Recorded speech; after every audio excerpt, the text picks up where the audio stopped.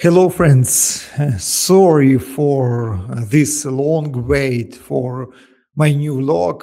It was very busy time for me, and but last weeks I had many meetings with European and American experts and heard a lot of misunderstandings on the Ukrainian situation. So, because now I feel a very high necessity to discover some extremely important trends in Ukraine and around Ukraine, to better understanding what is going on with my country and what the future of this country. Of course, together with the trends on Ukraine, different political, economical, military trends, which I'm going to discover now, I also want to emphasize the negotiation position of Ukrainian government. Nowadays, negotiation position, and I want to demonstrate for you its strongest and weakest point. So thank you that you are with me, and don't forget to subscribe to this channel because this channel is alive only because of your interest. Thank you for watching, and let's go. As in scary movie, the strategic turn in the wrong direction happened around Ukraine last year. And in general overview, nowadays situation in Ukraine is determined first and foremost by the radical shift of United States strategy regarding the Ukrainian-Russian war that followed by Donald Trump's victory in the presidential election. Washington's decision to cut off financial and military aid to Ukraine, coupled with suspension of USAID operations, it became the key structural factors of the year, triggering a chain reaction of consequences in Ukraine. A reduction of Ukraine's military potential, a shift to a negotiating mindset, a change in the Ukrainian leadership's public rhetoric, a readjustment of the positions of European partners, a general rethinking of Ukraine's role and prospects, and an intensification of domestic political struggle and turbulence. That's the main results for the last 6 or 9 months for Ukraine. The resulting shift in the United States' role from Ukraine's ally to negotiating moderator became the main driver of the negotiation process, which escalated in 2025 and continues now. At the same time, the United States maintains a crucial presence in the conflict in Ukraine through continued funding of intelligence and support activities in Ukraine, arms sales under the Pearl program, as well as by concluding the mineral agreement and demonstrating a willingness to provide Ukraine with a broader security guarantees. But after the loss of Zelensky's status as the undisputed political leader against the backdrop of the other alternative figures' growing popularity, such as former commander in chief of the Ukrainian armed forces Valery Zaluzhny and chief of the main intelligence directorate and nowadays head of the office of the president of Ukraine, Kirill Budanov.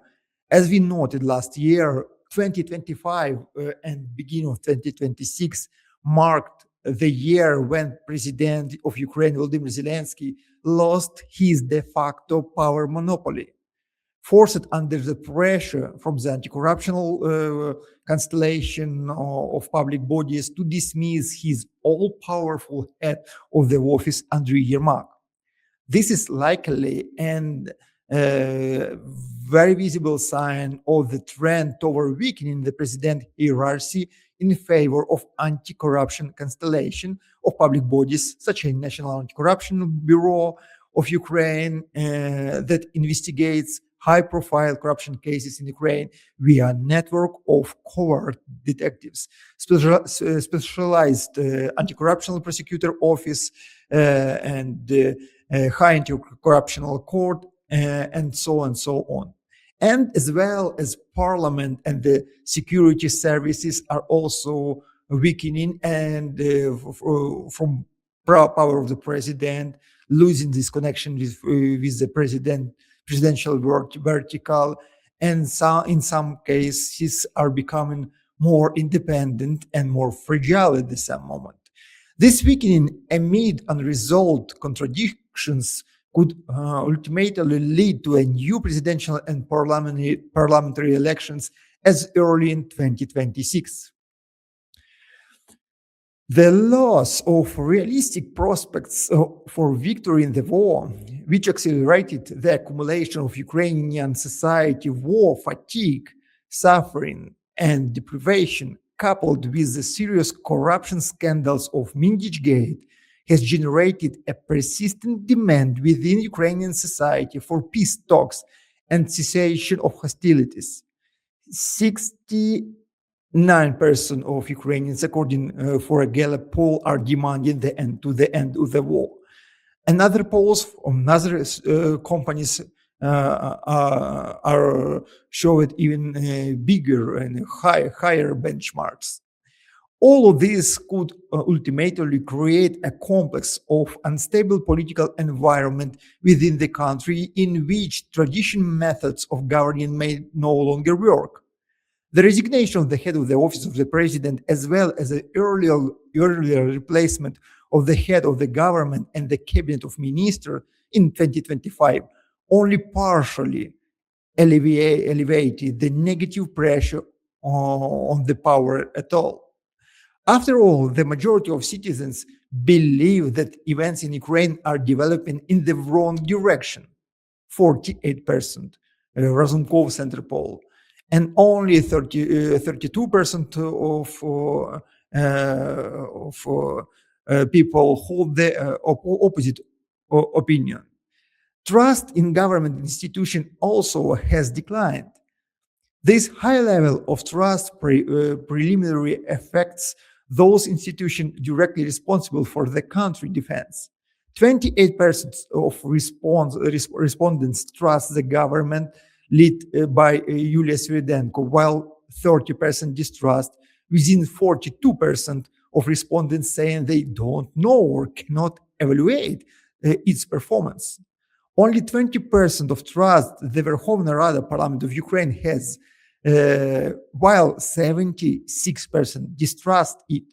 The public is also critical of the conscription centers, abbreviated as a TTK in Ukraine. 24% trust it, while 68% distrust. This trust rating for Ukraine, but the trust rating for Ukrainian President Volodymyr Zelensky remained generally stable in 2025. 61% of Ukrainians trust him, 32% do not. According to the Kyiv International Institute, Sociological International Institute, despite corruption scandals and paradoxically, largely due to his resistance to external pressure from the Donald Trump. In 2025, the armed forces of Ukraine finally transitioned to the strategic defensive operation, while the tactical offensive initiative was consolidated by the Russian army. However, the Russian army was unable to achieve a turning point in the war or the ability to make deep and rapid breakthroughs into Ukrainian territory due to the persistent strategic balance of resources and technologies between the parties of the conflict. Please look at the map of hostilities during the last year and till the end of the January of 2026. It's a deep state map, and you can see how the situation in the battlefield was changing during the year. But I have, of course, for you additional data. At the same time, the speed of Ukrainian territories seizure increased. Between January 1 and December 26, 2025, the Russian army captured approximately 4,300 square kilometers of Ukrainian territories, excluding even the Kursk incursion. We can compare these numbers with the previous years. In 2024, it was 3,300 square kilometers, and in 2023, it was only 200 square kilometers. The most significant advances by Russian troops occurred in the Gulaypole, Pokrovsk, Siversk, and Sumy direction. The Russian Federation added a new war aim, so-called buffer zone, on the Ukrainian side of the border, control of which the Russian Federation may attempt to legitimize in addition to its occupation of 5 Ukrainian regions. The Ukraine Autonomous Republic of Crimea, Donetsk, Lugansk, Zaporizhia, and Kherson Oblast. However, these territorial changes do not create a strategic risk of defeat for either side or preconditions even for a military capitulation. And however, by the end of the year, it can be concluded that neither Russia nor Ukraine and its coalition of allies had achieved their key goals in this war. Russia was unable to overthrow the Ukrainian government and establish a loyal political regime in Ukraine through military or political means to carry out a territorial redistribution of Ukraine's southern and eastern regions, annexing the so-called Novorossiya within its historical borders, or to oust the US and NATO from the post-Soviet space. On the other side, the United States and its partners were unable to sufficiently weaken Russia and achieve its destabilization and reorganization, forcing it to abandon its geopolitical goals. Ukraine, meanwhile, was unable to expel Russia from the occupied territories and restore its borders, which led to the de facto abandonment of the goal of the 1991 borders and its replacement with the thesis of the peace along the front lines. War has finally entered the stage of the war of attrition, in which the main targets of destruction are the economic, energy, and logistical infrastructure, as well as the human potential of the enemy. Both sides are suffering heavy losses in personal equipment and other resources. The total loss of Ukrainian army due to death and injuries since the beginning of the war could reach 500,000 personnel, including over 100,000 killed and 54,000 missing people.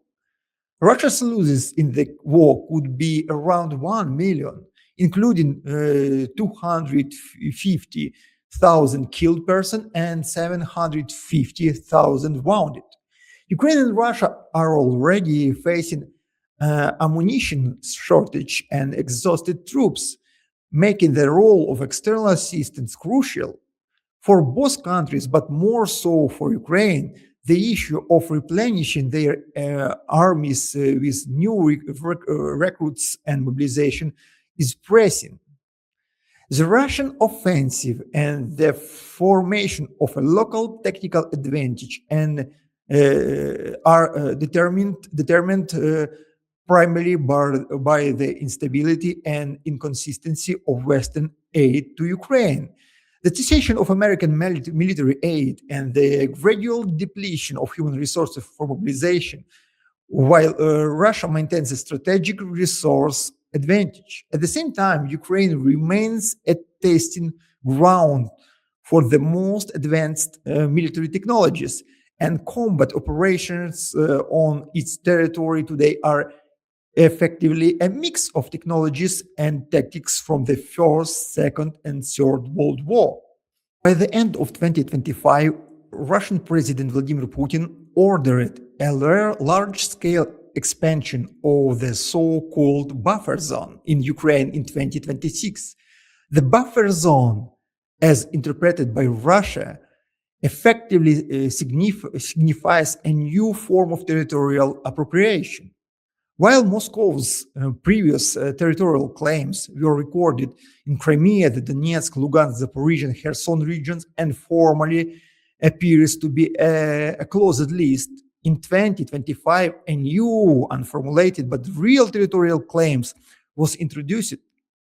The buffer zone concept allowed the Kremlin to blur the boundaries of previously stated demands without naming specific regions, while legitimizing the further expansion of control. Essentially, this is the covert edition of yet another subject of occupation. Mobilization crisis in Ukraine and the desertion crisis also are very significant. In the final measurement of 2025, mobilization has increasingly transformed into a systemic political and social problem. Demographic exhaustion, public war fatigue, distrust of the conscription centers practices, corruption, and the lack of clear terms of service and rotation have turned mobilization into one of the main factors of the state's internal vulnerability. At the same time, in 2025, a sharp personal retention crisis emerged. The scale of absent without leave and desertion has become comparable to mobilization. From January 2022 to October 2025, 311,000 criminal cases were registered in Ukraine on this issue. 255,000 of which was related to the desertion, and 56,000 to another cases. In only in January-October 2025, 161,000 cases were registered. In fact, the waves of mobilization in 2025 and 2026 did not overlap the scale of personal attrition. Ukraine's financial dependence continues to grow, but since the second half of 2025, the country's support model has changed dramatically.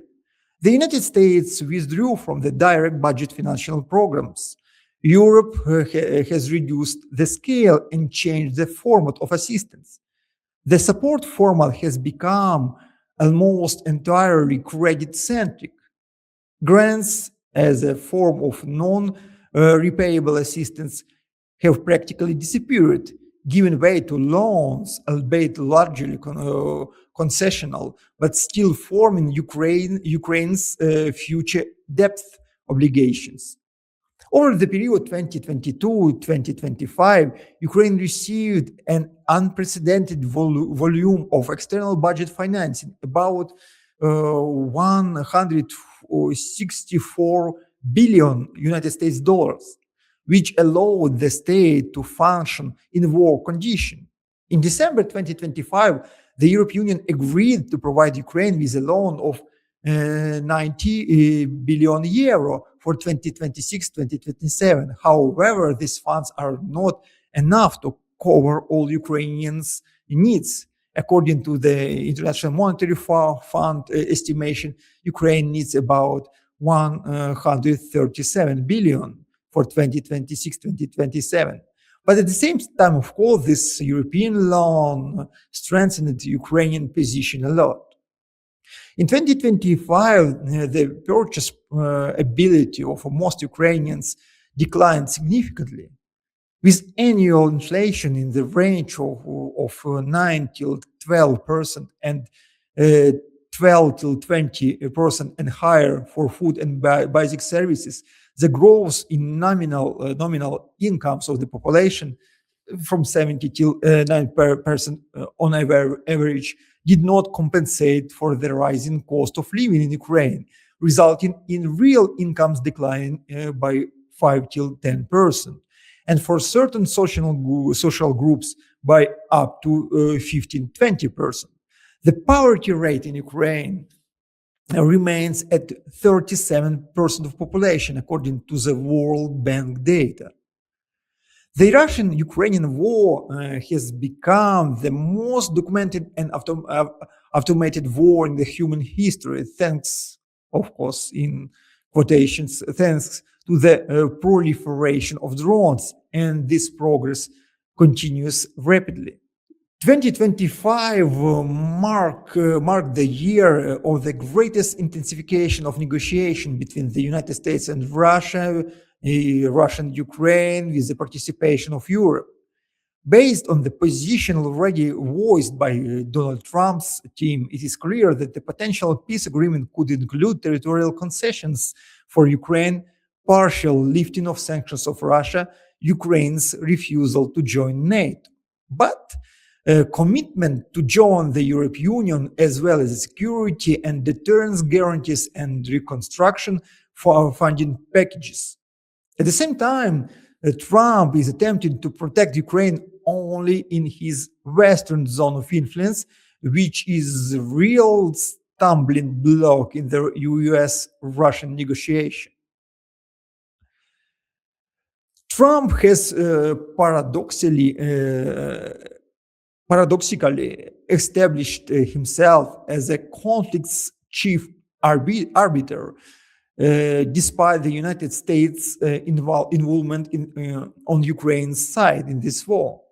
However, the Ukrainian government and the EU3, France, Germany, and United Kingdom, as well as hawks from Republican and Democrat parties, hope to convince Trump to return to his ally of Ukraine policy, abandon pressure on Ukraine to make territorial concessions to Russia, and the end war along the current front lines by coercing Russia to do so, or to wait for a shift in the political balance within the United States following the congressional midterm elections in November 2026. Both sides in the conflict, Russia and Ukraine, are hoping to convince Donald Trump of their rightness by attempting to pit him against an adversary that does not want peace.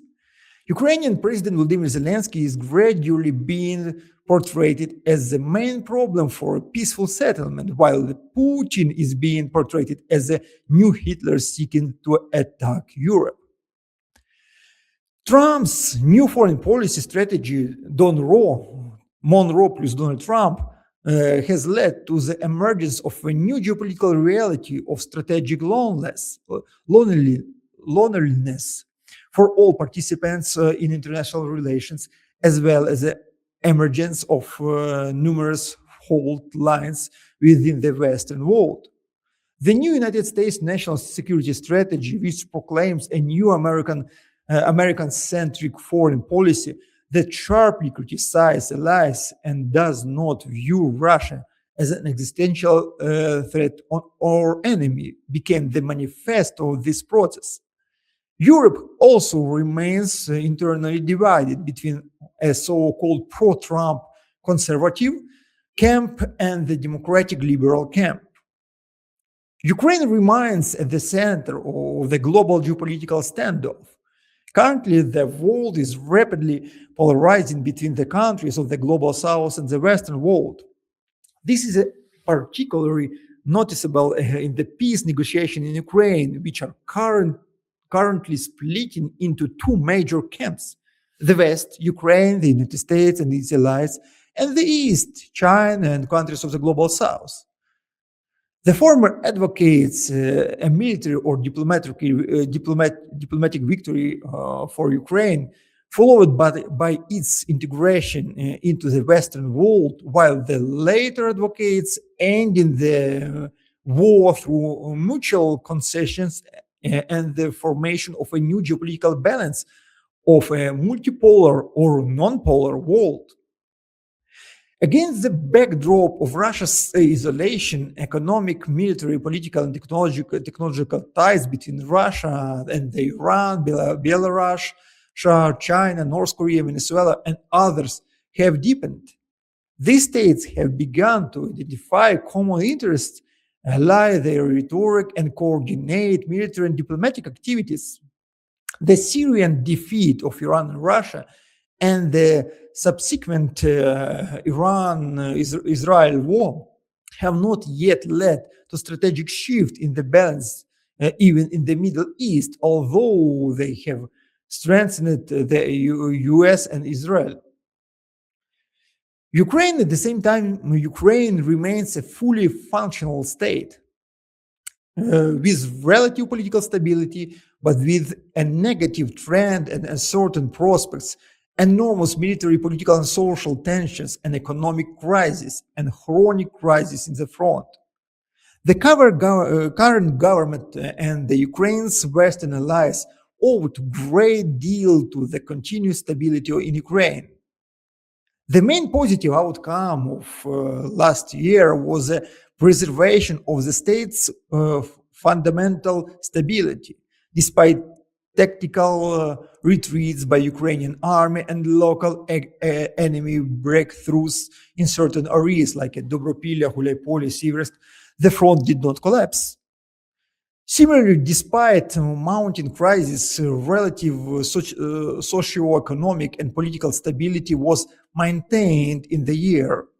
State institutions continued to function and the country avoided a scenario of system collapse. Amid the war and declined external support, this became a key factor of curbing negative dynamics. Ukraine continues to change economically, military, territorially, demographically, ethnically, and even religiously. It is gradually ceasing to be a multicultural and agrarian industrial country with intense political competition, becoming a more monocultural and agrarian country with a militarized leader-driven style system. The resignation of Andrei Yermak from the post of the head of the office of the president somewhat freed the political system from the pressure of the presidential chain of command and increased competition, which led to a partial restoration of the political role of government and parliament, which are still not fully active and fully sovereign in the political processes. Ukrainian President Vladimir Zelensky and his team are making active efforts to accelerate Ukraine's approach into the European Union accession. The step is driven not only by Ukraine's strategic goals of reapproachment with European Union, but also by the need to demonstrate political achievements amid a difficult situation at the front and changing public opinion within the country. The prospects of further European Union accession, which has already become a bargaining chip for peace agreements, will have a decisive impact on the stability of Ukraine's political system and the political prospects of Vladimir Zelensky and his team. Ukraine's long-standing attempts to join NATO appear to have been removed from the agenda for now. Amid a protracted war, growing social fatigue, so-called Latin America factors in Ukraine's domestic politics are intensifying in 2025. An increase in violent incidents, including murders and political motivated killings, the expansion of the use of the law enforcement for political ends, and the use of extrajudicial pressure, punishment, reprisals are also taking place. A decline in public tolerance, radicalization of discourse, and the justification of violence under various pretexts under the logic of wartime are bringing the country's internal dynamics closer to the pattern characteristic of unstable Latin American states of the late 20th and early 21st century. The internal division of Ukrainian society manifests itself not only along the political and value lines between a passionate minority and passive majority who have different perception of the war's goals and means of ending it and the future of the state. At the same time, a specific socioeconomic stratification is taking shape. Society is divided into a privileged stratum of security forces, bureaucrats, and affiliated political and media actors, and the rest of population. The privileged stratum becomes the beneficiary of the new governance model and demonstrates relative prosperity, while the passive majority is supported primarily through one-time social programs, 1,000 hryvnias, and so on, winter 1,000, and so on, without participating in either real political processes or in the distribution of countries' economic flows. The key negative domestic event of the year for Ukraine was the standoff between the security and anti-corruption institutions, ultimately resulting in the dismissal of the head of the office of the president and the corruption scandal regarding the Mindich case. It not only undermined trust within the country, but also dealt a serious blow to Ukraine's international reputation, demonstrating the level of cynicism among some elites in the face of the war. This scandal has had direct foreign policy consequences, including a negative impact on Ukraine's ability to receive reparation loans and the weakening of Kyiv's negotiation position. In fact, it accelerated reassessment of Ukraine in the eyes of its external partners and deepened skepticism regarding of the Ukrainian political system. 2025 also marks a turning point in the development and practical application of artificial intelligence, primarily in politics, media, and public communication. I'm not going on to go deep to this issue, but the artificial intelligence is extremely important in the warcraft in Ukraine, especially in the lands and air drones, but also in political struggle. Overall, 2025 did not represent a turning point, but it did mark an intensification of negative trends. It did not break the established dynamic, but neither did it reverse it. The status quo on the key issues was maintained, while depressive and crisis trends deepened. The year became a transitional one, setting the stage for a tougher decision, possible future transformations. It was a period of accumulation and manifestation of contradictions. 2026, I'm sure, could mark their resolution.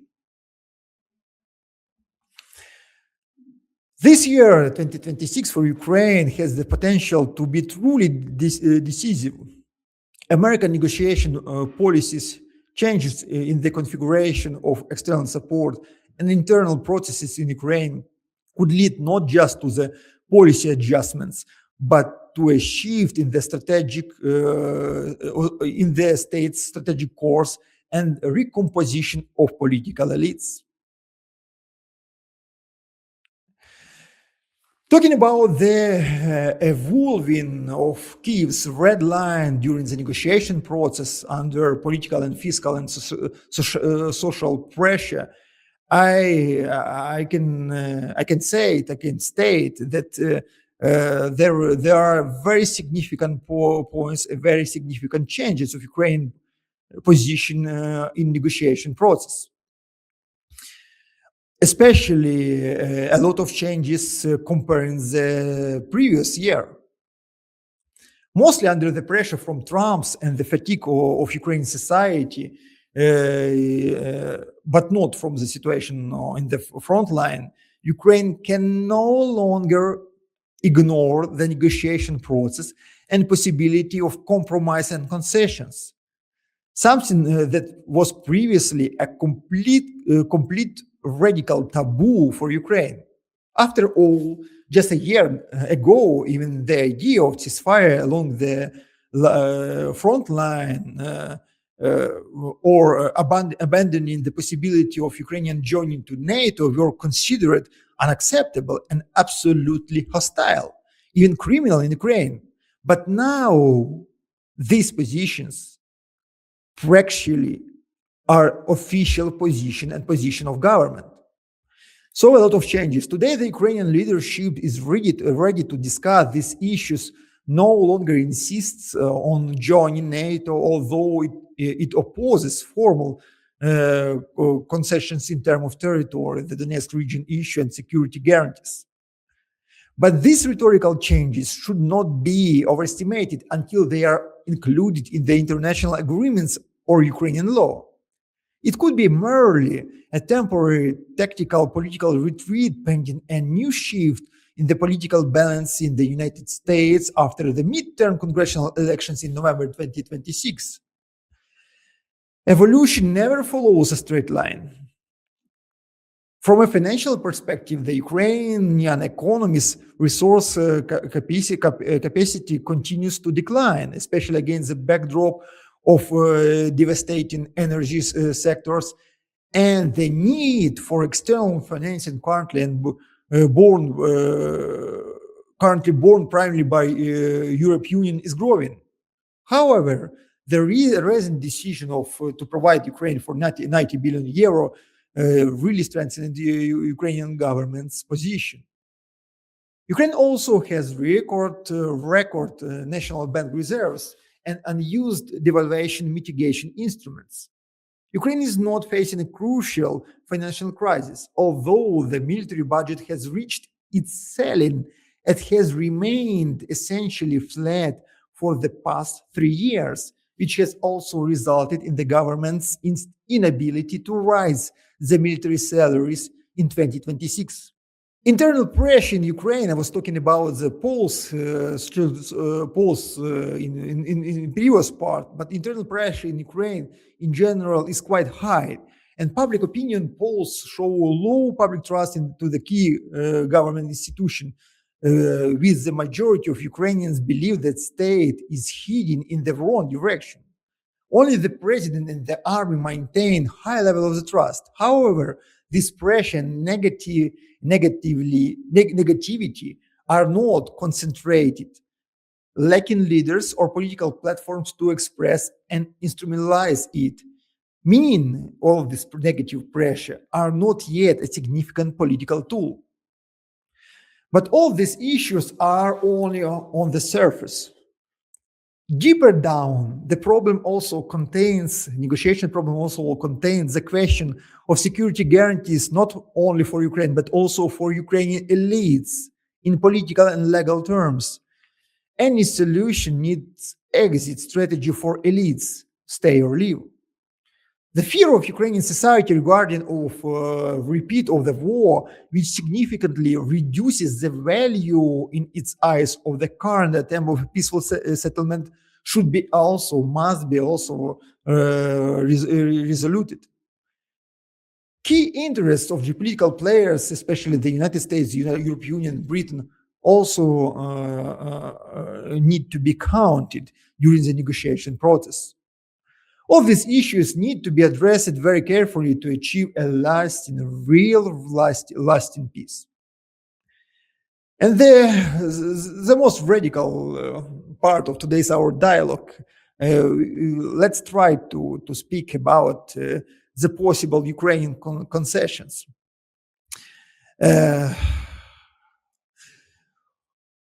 What the minimally accepted outcome for Ukrainian government or the maximum maximum accepted concessions in the terms of the peace, for the deal of the peace, from my point of view.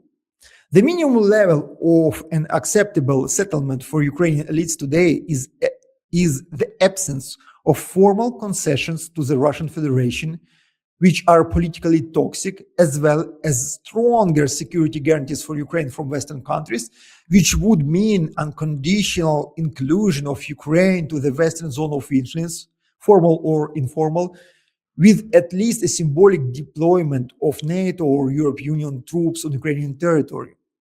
These troops would not only serve as a security guarantors in the event of a new Russian invasion, but would also represent a symbolic political and diplomatic victory for Ukraine over Russia, because it was the main Russian demands, not deployment of Western forces in Ukraine, as well as a factor in stabilizing the domestic political situation during the next Ukrainian elections, preserving the interest of the elites. So the minimum level of agreement is the preservation of power for the current Ukrainian elites and the absence of formal legal concessions toward the Russia. Thank you, friends, for watching this very long, maybe very compressed vlog. I was trying to do my best to share my knowledge, my experience, my expertise on the Ukrainian issue. And of course, I would be very grateful if you subscribe to the channel, make a like, and write down your very clever questions. Thank you a lot. I'll try to keep this vlog more active in the future, and see you next time.